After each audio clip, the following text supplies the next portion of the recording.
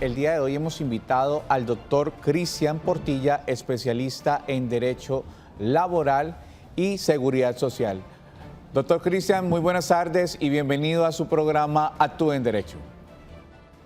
Doctor Reinaldo, doctora Marlene, muchas gracias por la invitación. Qué alegría poder estar hoy aquí con usted, con todos los televidentes y por supuesto con todos los seguidores a través de las redes sociales que de seguro no solamente nos ven en Santander, sino en toda Colombia. Qué importantes son estos temas, porque el tema pensional es un tema de trascendencia para la vida, no tan solo para los que hoy están a puertas de pensionarse, sino también para todos, los jóvenes, adolescentes, los que tienen que tomar decisiones hoy trascendentales para que mañana no nos lamentemos por haber desconocido ciertas circunstancias o normas para definir un futuro de carácter pensional. Muchas gracias por la invitación y pues esperamos poder atender todas las preguntas de los televidentes.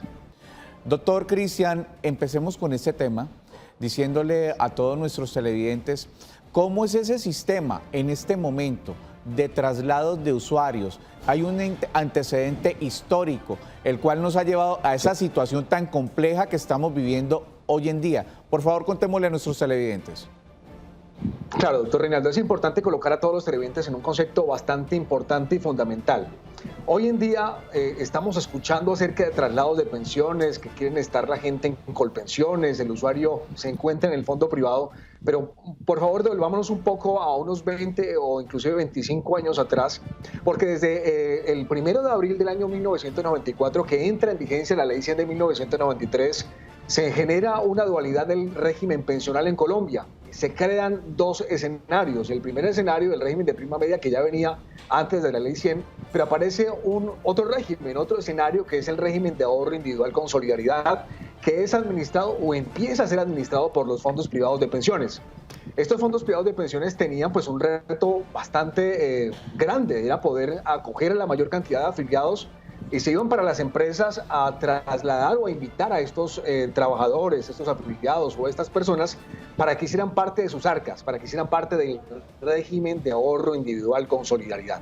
En ese momento, pues muchas personas acceden a este tipo de ofrecimientos porque sencillamente le manifiestan una serie de situaciones. Una de ellas era que el Instituto de Seguro Social se iba a acabar para ese entonces, porque recordemos que antes de entrar en vigencia esta Ley 100 de 93 y posterior del 2007, quien administraba el régimen de prima media era más de 1.000 cajas de previsión a nivel nacional. Segundo, el Instituto de Seguro Social, y también lo administraba Ecopetrol. Todas esas personas se encontraban en esa bolsa, en esas administradoras.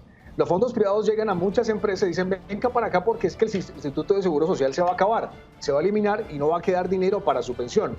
Las personas en ocasiones con información o sin información se pasaron para estos fondos.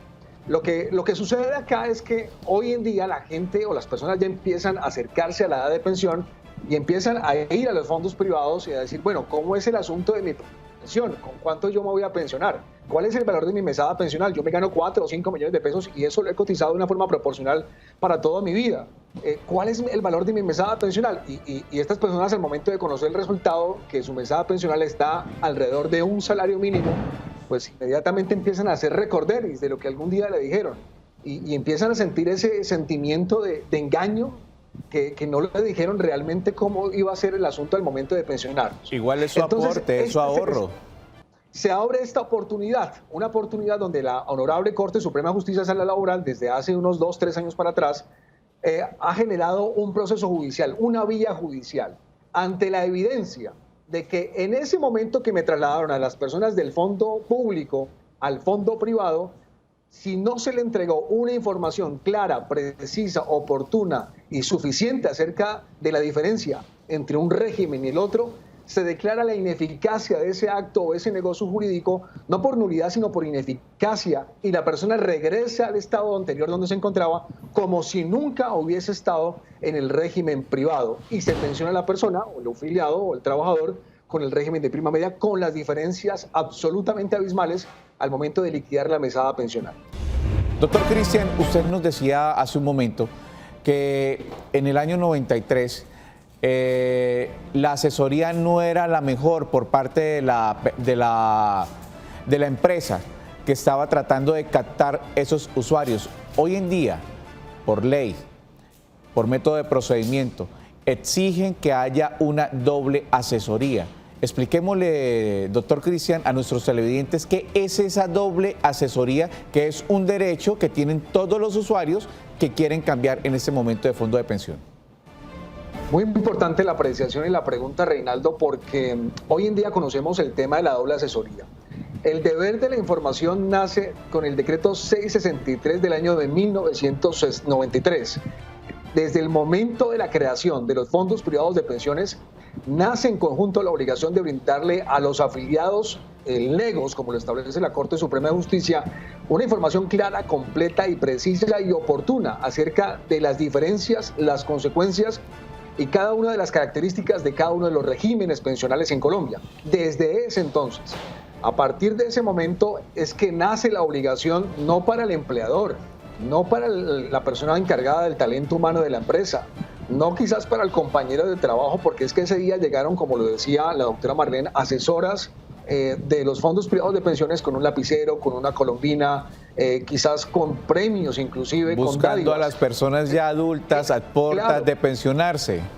Claro, buscándolas en su momento para invitarlas a pasarlas para allá, para el régimen privado, donde todo eso extraordinario, muy bien que regalen detalles y todo eso, pero es que eso no era lo que realmente tenía que saber la gente. La gente realmente tenía que saber que su decisión tenía que estar precedida de una información clara, completa, precisa y oportuna de cuáles eran las diferencias. Decirle, señor, usted se gana 4 o 5 millones de pesos acá en esta empresa, si su proyección va a ser bajo ese mismo salario en los próximos años a la edad de su pensión, conmigo o con el fondo privado, su salario, su pensión va a ser de un salario mínimo, su mesada pensional va a ser de un salario mínimo o máximo 1.100.000 pesos. Si usted se queda en el fondo público, en el régimen de prima media, la forma de liquidarle la mesada pensional aquí donde se encuentra en el fondo público va a ser totalmente diferente. ¿Por qué? Porque el momento de liquidarle la mesada pensional en el fondo público se liquida con base en los últimos 10 años de aportes antes a la edad de pensión o aportes a su vida pensional o en su defecto a toda la vida elaborada si le resulta más favorable. Pero si nos vamos para el fondo privado, pues aquí no vamos a liquidar la pensión de vejez o la mesada pensional de esa manera, sino se va a liquidar conforme a todo el dinero que usted tenga ahorrado en la vida laboral, que en su mayoría, en un 70-80%, le alcanza solamente para un salario mínimo. Entonces, este es el perjuicio. Perdón, doctor, perdón. Este es el meollo del asunto y es lo que no ha logrado discernir la gran mayoría de personas, y fue ese pequeño detalle, esa información que tal vez en el año 93, como lo dice la doctora Marlene, cuando iban todas estas niñas con el lapicero a hacer el traslado de fondo, no le explicaban a la gente que no importaba cuál fuese el ahorro, lo más probable es que se pensionara con el salario mínimo. Por favor, doctor, universalicemos términos y expliquémosle muy bien ese aspecto a nuestros televidentes, por favor. Ahora, ¿qué es lo que tenían que realizar realmente para ese momento? De forma concreta y precisa, Reinaldo y mi doctora. Primero, tenían que decirle a la persona los aspectos positivos y negativos de cada uno de los regímenes. Explicarle bien a la persona cuál era la diferencia de cada uno de ellos. Segundo, hacerle una especie de proyección pensional conforme a la expectativa que la persona iba a tener. ¿Con cuánto se quiere pensionar usted? ¿Cuál es su expectativa de pensión?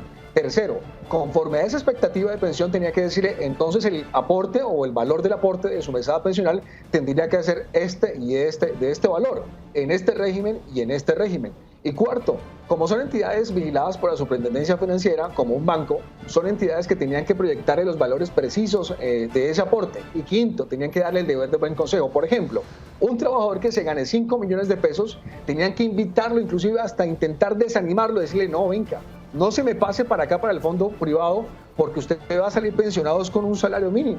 Esos 5 elementos, mi estimado Reinaldo, no se realizó. Esa información completa, clara y precisa no se dijo. Lo único que se dijo era que el Instituto de Seguro Social se iba a acabar.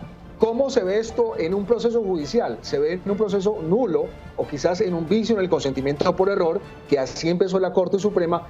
Hoy en día hablamos es de ineficacia, porque los requisitos que se tenían que decir, la información que se tenía que decir para que esa decisión fuera libre, voluntaria, completa, no estuviera basada en engaños y en información malversada, sino en información clara, completa, que realmente yo diga, a pesar de que me la dijeron, yo tomé la decisión de hacerlo.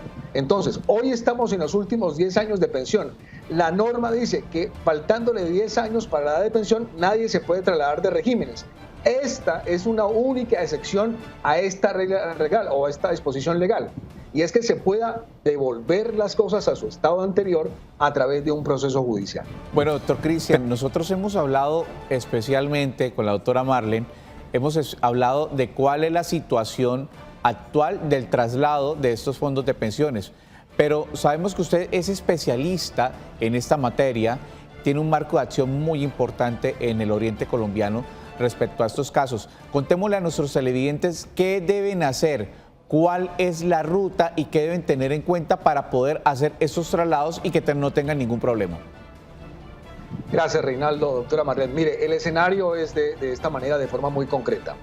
Las personas que hoy se encuentren en un fondo privado de pensiones y se encuentren dentro de los últimos 10 años a la edad de pensión y en algún momento estuvieron en el régimen público, sea administrado por Colpensiones, por el extinto Instituto de Seguro Social, por una caja de previsión, y algún día llegaron los asesores de los fondos privados para pasarlo a ese fondo privado y no le dieron la información precisa, completa y oportuna de las consecuencias, y hoy usted ve su mesada pensional reducida a un salario mínimo cuando su aporte, el IBC en el que usted aporta, es con un valor superior. Pues lo primero que tenemos que hacer es verificar si la persona realmente estuvo en el régimen de prima media.